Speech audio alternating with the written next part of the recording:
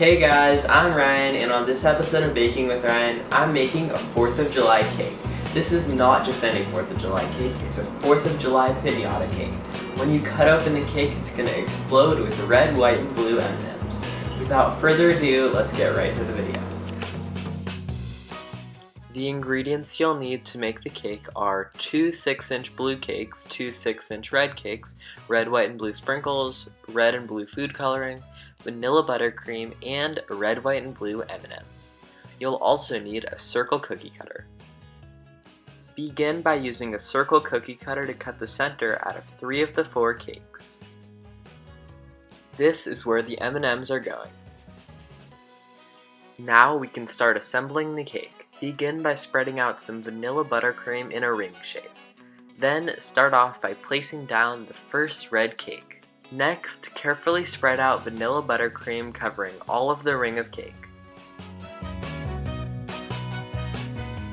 Next, sprinkle some red, white, and blue sprinkles on top of the buttercream. I got mine from Neon Yolk Shop. Now, place on top a layer of blue cake. Repeat the process by spreading out the buttercream and sprinkling the sprinkles.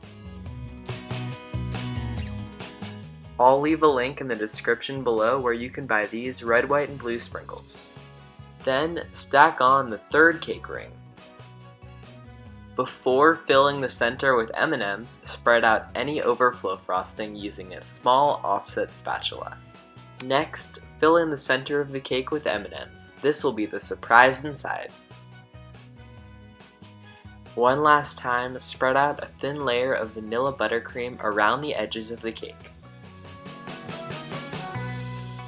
Cover the frosting with red, white, and blue sprinkles and place on the final cake layer. This layer should not have a center cut out. Once you've assembled the cake, it's time to frost the crumb coat. Begin by piling on the vanilla buttercream on top. Then spread it out with a large offset spatula. When the frosting starts hanging over the edges of the cake, spread it out with an offset spatula. It's okay if crumbs are showing. That's why it's called the crumb coat. I also used a bench scraper to make the frosting even smoother. Now that the crumb coat is complete, place the cake in the fridge for 20 minutes to chill. In the meantime, divide up the remaining buttercream into 3 bowls and color 2/3 of the buttercream red and blue. Then fill up 3 piping bags with each frosting color and place all 3 piping bags into one big piping bag. The piping bag is fitted with a Wilton 1M piping tip and a Wilton Color Swirl piping coupler. I'll link it in the description below. It's time for the coolest part of the cake, the piping. The coupler that I'm using makes this super easy. All you have to do is pipe little dollops of frosting in a stripe pattern.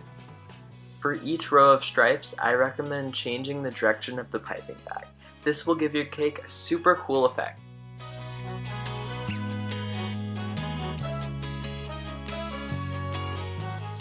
Repeat this process going all the way up the sides of the cake.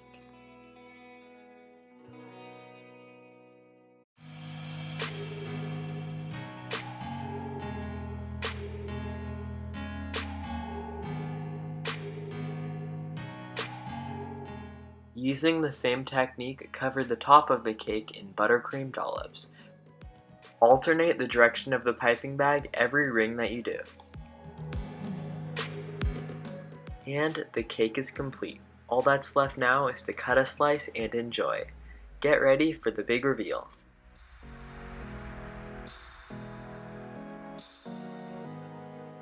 Well, I hope you guys enjoyed that video. If you did, be sure to give it a thumbs up and subscribe if you haven't already. Thanks for watching!